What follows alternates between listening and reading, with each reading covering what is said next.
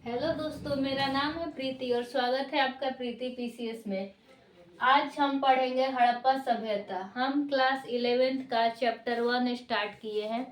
Chapter 7 में basically पढ़ना है हड़प्पा संस्कृति एक कांस्य युगीन सभ्यता है। ठीक, तो इसके बारे में हम पढ़ेंगे। मैंने मैप भी बनाया है। मैप के जरिए दिखाने की कोशिश करूंगी कि इसका क्षेत्रफल जो एरिया था वो कितना तक था। ठीक है, और आप सोर्स देख सकते हैं कि मैंने किस सोर्स से पढ़ाया है। मैंने प्राचीन भारत एनसीईआरटी कक्षा 11 से पढ़ाया है।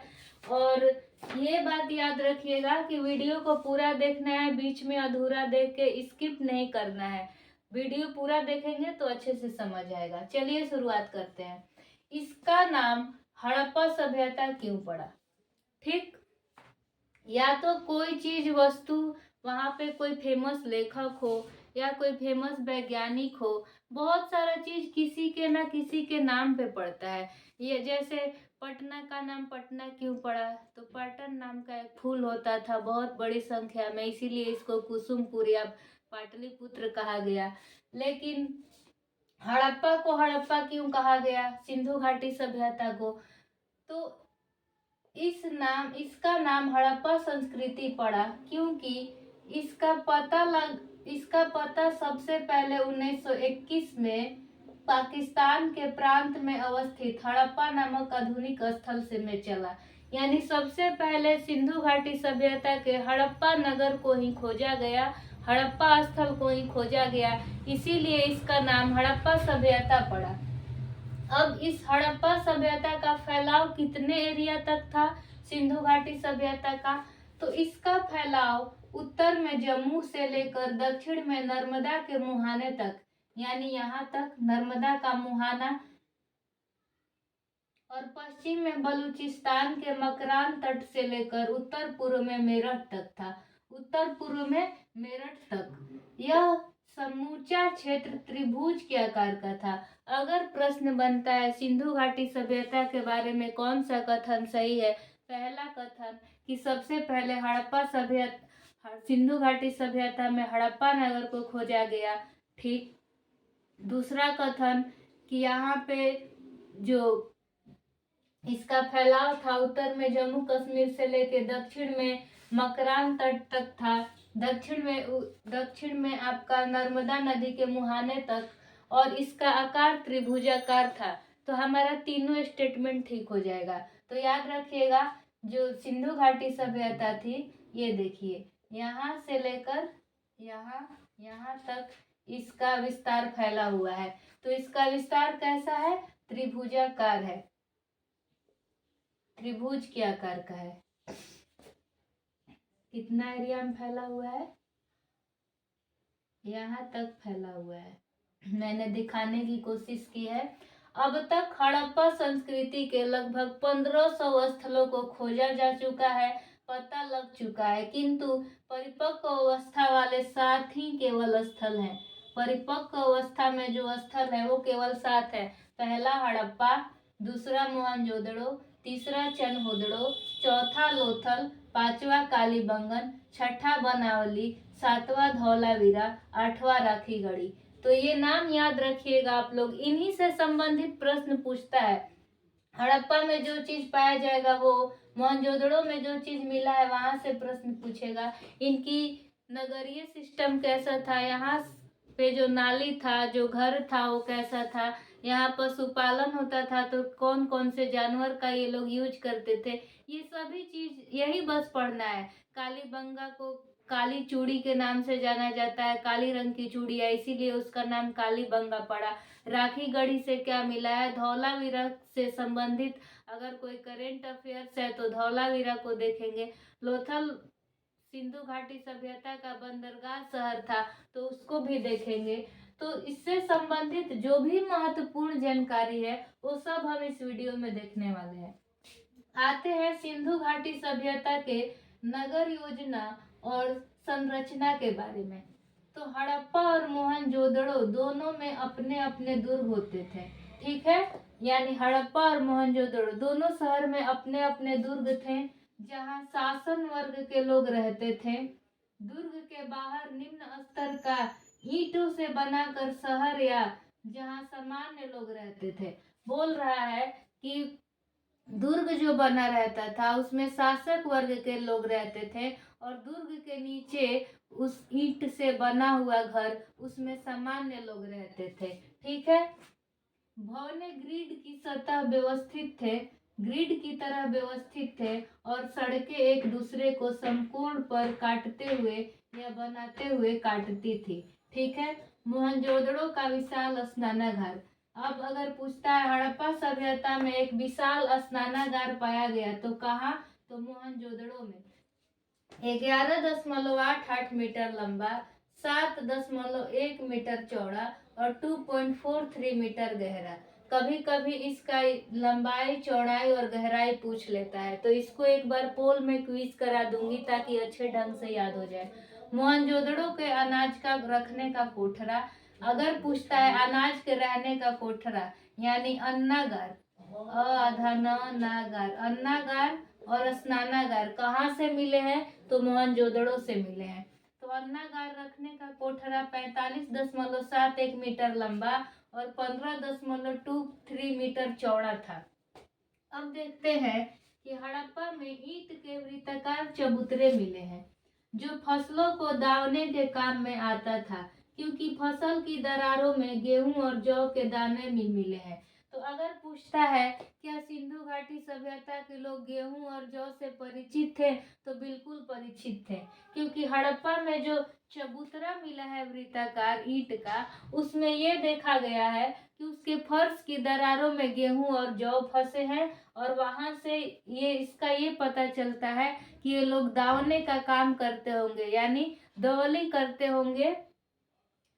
करते होंगे गेहूं का और जौ का, तभी तो उसके दरार में गेहूं और जौ मिला हुआ है। तो इस तरह से हमने देखा कि मोहनजोदड़ो को मृतकों का टीला कहा जाता है। मोहनजोदड़ो में विशाल स्नानागार है, एक विशाल अन्नागार है। हड़प्पा और मोहनजोदड़ो में दुर्ग बनाए जाते थे और उसमें शासक वर्ग के लोग रहते थे और दुर्ग के नीचे जो ईंट का निम्न स्तर का घर बनाया रहता था उसमें सामान्य लोग रहते थे। सड़कें एक दूसरे को समकोण पर काटती थी और ग्रिड तरह से व्यवस्थित थी। और यहाँ पे हम देख रहे हैं कि यहाँ पे श्रीनगर में यहाँ से फैला हुआ है, यहाँ सिंध प्रांत में, पंजाब में आपका मोहनजोदड़ो हड़प्पा है और यहाँ पे मोहनजोदड़ो है। यहाँ कालीबंगन है, राजस्थान में कालीबंगन, यहाँ कराची है, यहाँ पे सुरकोटदा है, गुजरात के पास लोथल है, यहाँ कोलकाता, यहाँ मद्रास। तो या इसका फैलाव यहाँ तक था, ऐसे करके इसका फैलाव था, इसका फैलाव यहाँ तक था। तो ये कौन सी आकृति में बन रहा है? तो त्रिभुज की आकृति में। तो अगर सवाल बनता है सिंधु घाटी सभ्यता की आकृति किस आकार की थी, तो त्रिभुजाकार थी। अभी तक 1500 स्थलों का पता लग चुका है, लेकिन 7 ही स्थल वे हैं जिनके बारे में ठीक ठीक तरीके से सभी जानकारी ली जा चुकी है। अभी इसमें बहुत सारी चीज बाकी है। अब हम देखेंगे सिंधु घाटी में पशुपालन की, और वो अपने नृत्य के लिए और मनोरंजन के लिए किसका इस्तेमाल करते थे और पूजा किसका करते थे, पितृ सत्तात्मक था या मातृक सत्तात्मक था, ये सभी चीज हम इसी वीडियो में देखने वाले हैं। अब देखते हैं यहाँ की कृषि कैसी थी, पशुपालन कैसा था, शिल्प और तकनीकी ज्ञान कैसा था इन्हें, और व्यापार कैसे करते थे। कृषि तो गेहूं, जौ, राई, मटर आदि अनाज पैदा करते थे। इसके अलावा तिल और सरसों भी उपजाते थे। यानी सिंधु सभ्यता के लोग, एक मिनट, सिंधु सभ्यता के लोग गेहूं, जौ, राई, मटर आदि अनाज पैदा करते थे। साथ ही साथ इसके अलावा तिल और सरसों भी उपजाते थे। और यहाँ पे बहुत ही कम मात्रा में वर्षा होती है, मात्र 15%। तो हमने कल वाले MCQ सेशन में सॉल्व किया था कि बस पानी स्टोर करते हैं। यहाँ पे सिंचाई के लिए वर्षा साधन नहीं है, वर्षा पे निर्भर नहीं रहते हैं, पानी को संचित करके रखते थे सिंचाई के लिए। यहाँ पे आप देख सकते हैं कम वर्षा, केवल 15 सेंटीमीटर। सबसे पहले कपास पैदा करने का श्रेय सिंधु सभ्यता के लोगों को है। इसलिए यूनानी लोग इन्हें सिंडन SINDON सिंडन कहने लगे, जो सिंधु शब्द से निकला है। सिंडन कहाँ से निकला है? सिंधु शब्द से। तो यूनानी लोग सिंधु सभ्यता के लोगों को क्या कहते थे? सिंडन। ठीक, क्योंकि यहाँ सबसे पहले कपास पैदा करने का श्रेय किसे जाता है? तो सिंधु सभ्यता के लोगों को जाता है। अब इनका पशुपालन कैसे था? तो प्रश्न अगर बनता है कि क्या सिंधु सभ्यता में कृषि में गेहूं, जौ, राई, मटर ये सब उपजाते थे, तिल और सरसों? तो हाँ, सभी उपजाते थे। अब पशुपालन में देखिए, कृषि पर निर्भर होने के बावजूद भी यहाँ के लोग बहुत सारे पशु पालते थे। वे बैल, गाय, भैंस, बकरी, भेड़ और सूअर पालते थे। उन्हें कुबड़ वाला साढ़ बहुत ही प्रिय था। कुबड़ वाला साढ़। बिल्ली और कुत्ता तो शुरू से ही पालतू है, लेकिन पालने के लिए कुत्ते और बिल्ली रखते हैं। बिल्ली कैसे? तो बिल्ली के पैरों का निशान मिला है। गधे और ऊंट भी रखते थे बोझा ढोने के लिए। गधे और ऊंट। ऊंट कहाँ से आ जाता होगा? तो राजस्थान से। राजस्थान में कौन सा स्थल है? तो कालीबंगा है आपका, राखी गढ़ी है। शिल्प और तकनीकी ज्ञान में इनको क्या था? तो हड़प्पा संस्कृति कांस्य युगीन सभ्यता थी। कांसा कैसे बनाते थे? तो तांबा और टीन से। तांबा और टीन को मिलाकर कांसा बनाया जाता था। राजस्थान के खेतरी से ताम्र मंगाया जाता था, यानी तांबा और टीन का तो इन्हें ज्ञान था।